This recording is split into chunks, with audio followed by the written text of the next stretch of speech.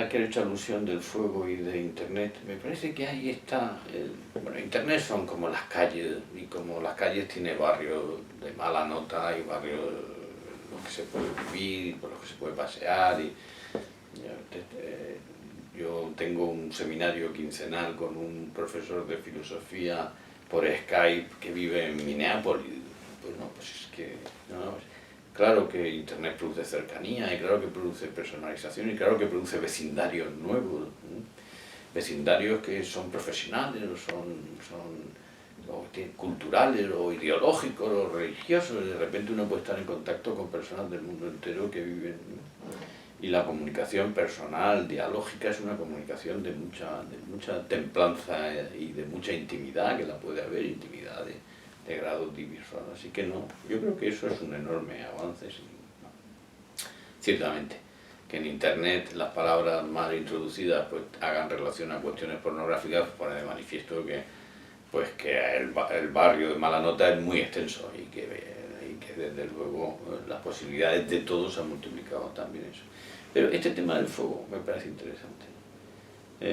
A pesar de interpretaciones dislocadas como las de Freud,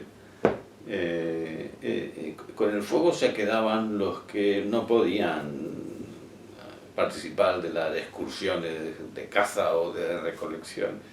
O sea, la prole, los ancianos, los impedidos y los que estuvieran a cargo de ellos. Con toda probabilidad la prole, porque somos mamíferos y lactantes, pues había muchas mujeres jóvenes, ¿no?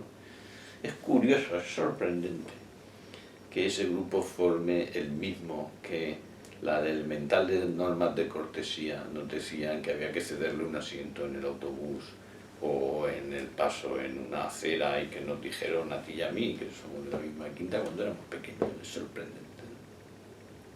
Y ese es un caso de lo que te he dicho antes, de la destradicionalización, ¿no? En un caso dice, en realidad el cuidado de los que cuidaban del fuego era lo que nos mantenía a salvo. Nos mantenía a salvo tener respecto de la debilidad humana una vinculación comprometida. Muy interesante que cuando el ejército japonés dio instrucciones para la evacuación de los supervivientes de las bombas atómicas, la prioridad eran varones en edad militar y sin estar heridos. O sea, que estar herido, no ser varón, ser un anciano o un niño, le colocaba a uno en la cola de las prioridades de evacuación, ¿no? O estar herido, ¿no? Esa es la deshumanización, en la que esa es la pérdida que supone romper el vínculo, ¿no?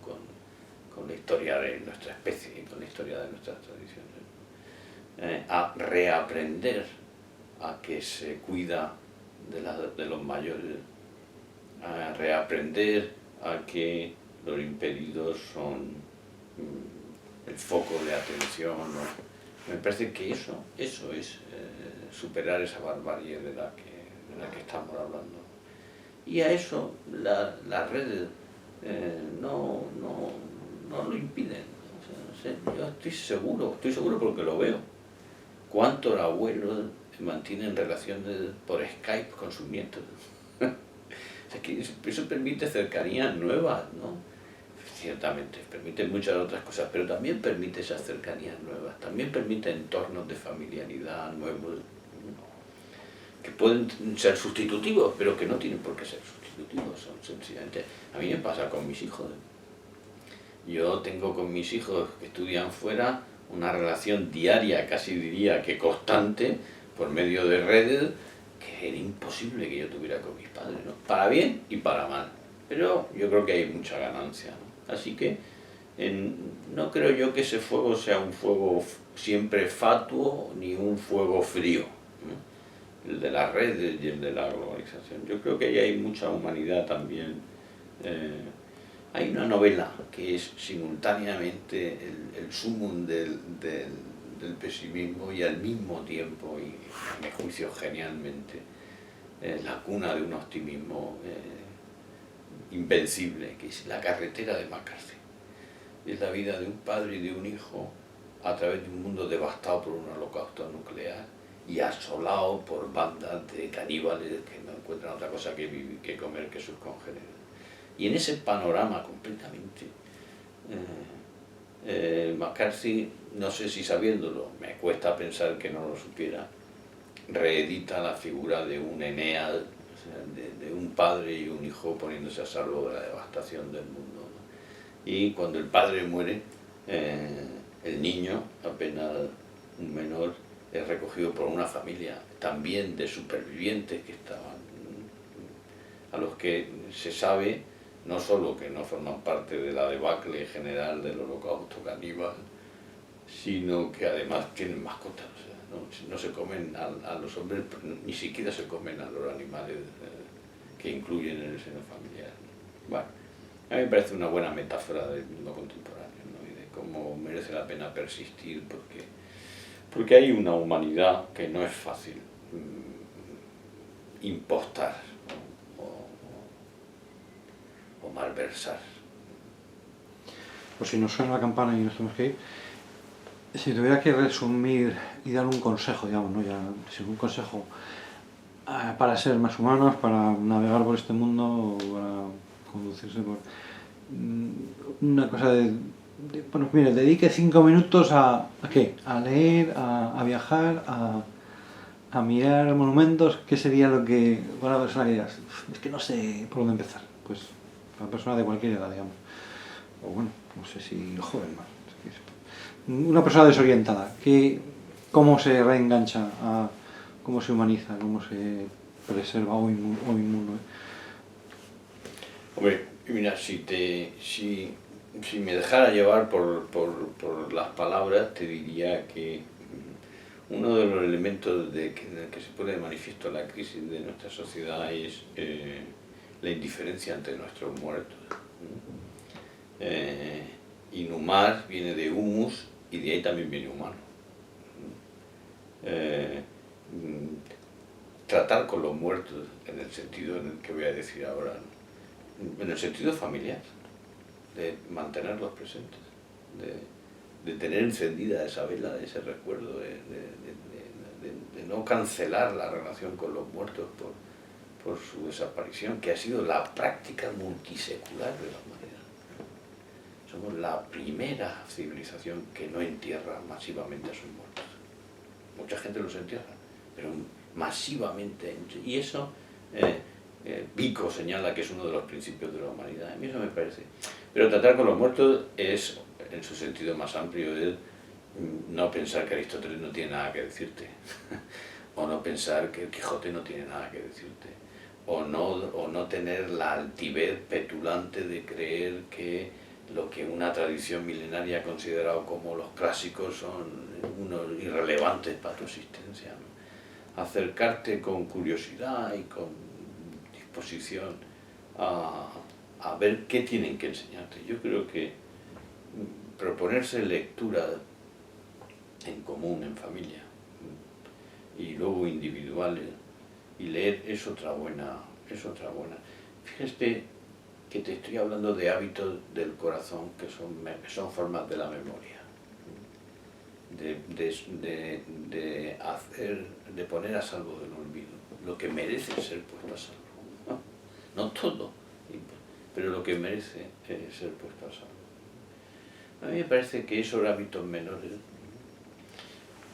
yo creo que leerle a los hijos es un asunto de primerísima importancia, ¿no? Siempre digo que una de las cosas con más mérito que he hecho en mi vida es leer en voz alta los volúmenes de Harry Potter. Y acudí a hacer eso como un recurso para mantener a la fauna tranquila, pero como siempre, pues para mí fue un descubrimiento, ¿no? Me pareció una cosa interesante y que podíamos compartir juntos. Yo creo que custodiar la memoria, hablar de nuestros abuelos, en sentido familiar, pero también en sentido cultural, en sentido, ¿no? Me parece que contarle a alguien la historia de Cervantes. Cervantes es un sujeto de novela, o sea, se podría haber escrito, ¿no? La de Lope de Vega, ¿no? Yo creo que esas cosas hay que hacerlas como una especie de inversión a fondo perdido, ¿verdad? No esperar, ¿no? A mí me parece.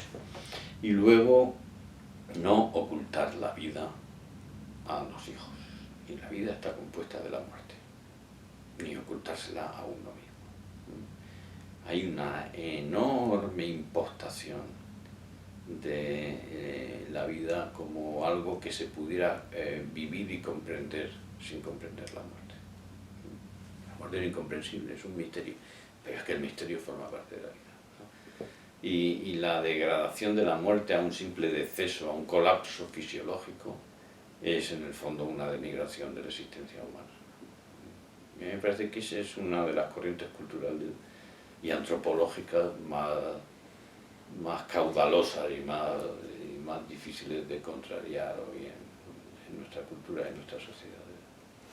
Y pensando en esto de que antes de la crisis o después de la crisis, cuando se habla de ética, los empresarios se ríen de uno y tal, ¿no?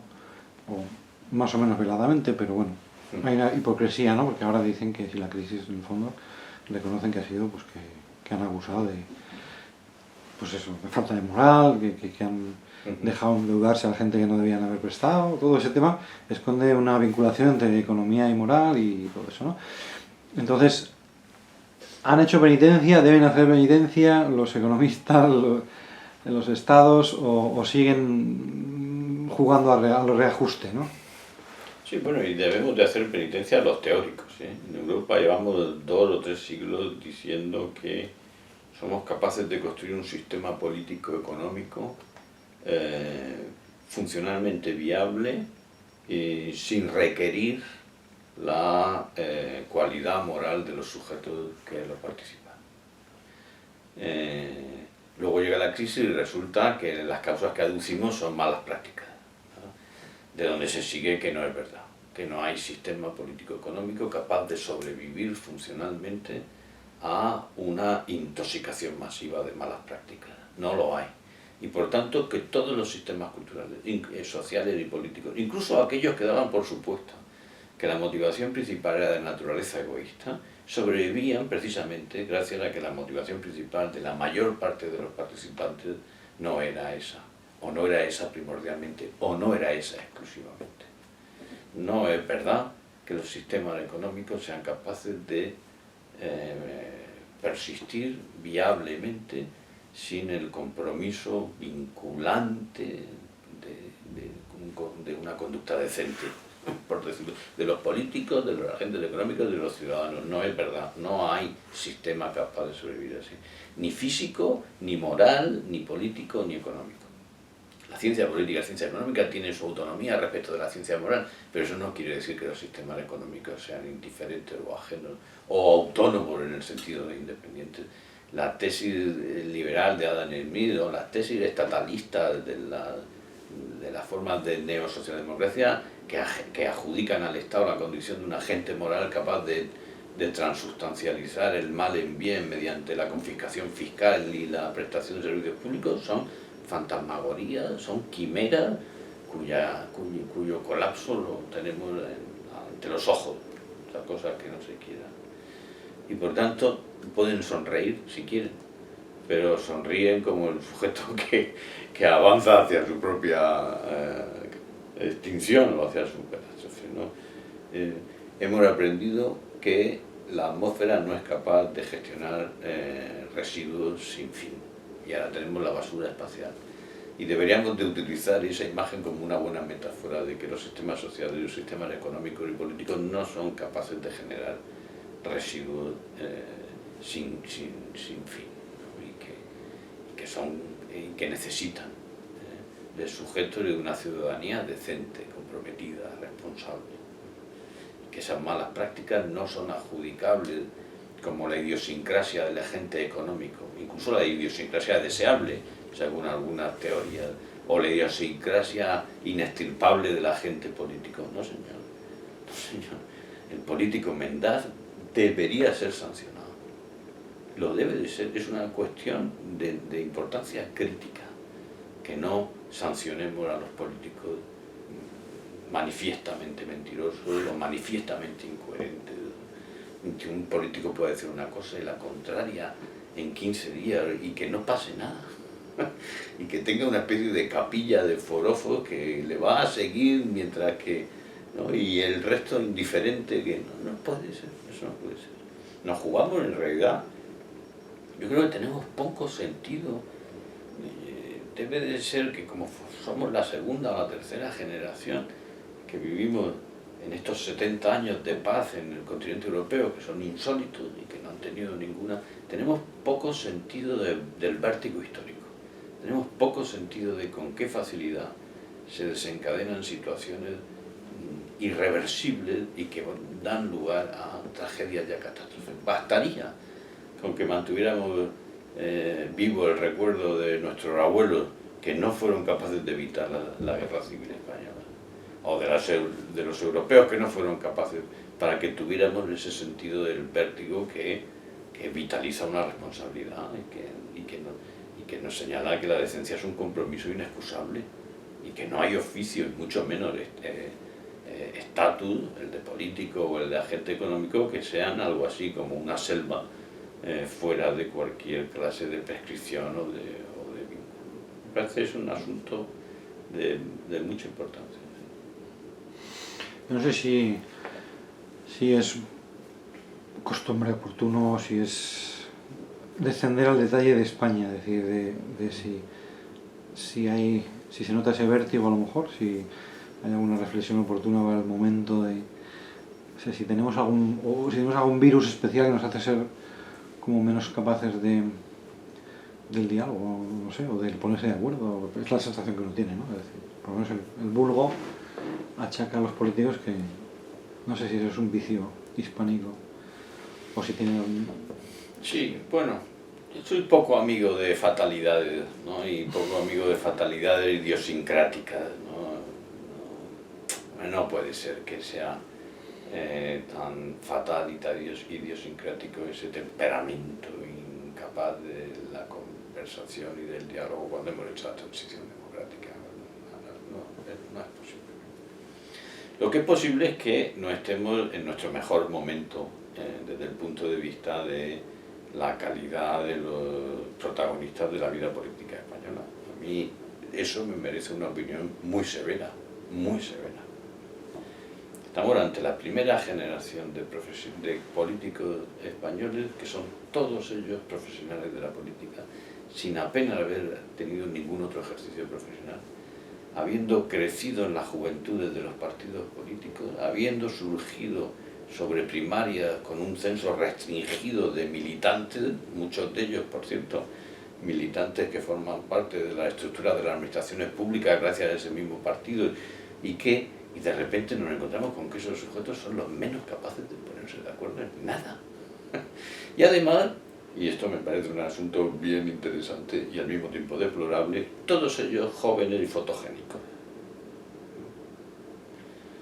Nos debería hacer pensar. Yo no pienso en fatalidades idiosincráticas. Yo creo que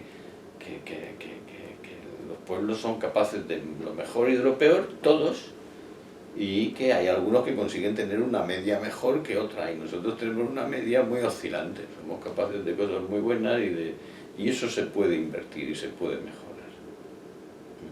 Pero se puede mejorar con sentido cívico, con sentido de la responsabilidad,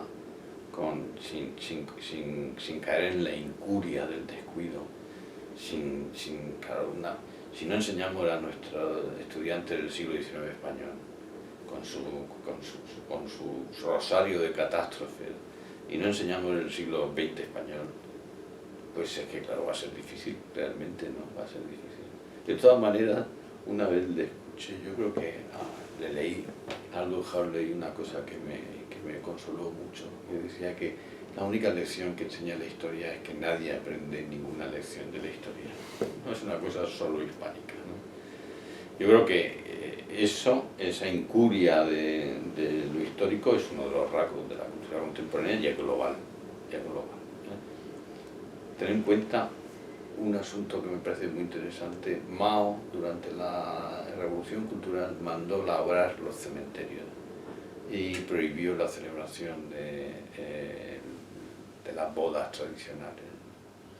Y ahí, en Occidente y con derivaciones, aunque sean orientales, de la ideología occidental, era ahí ya un recorrido centenario de desarticular la memoria.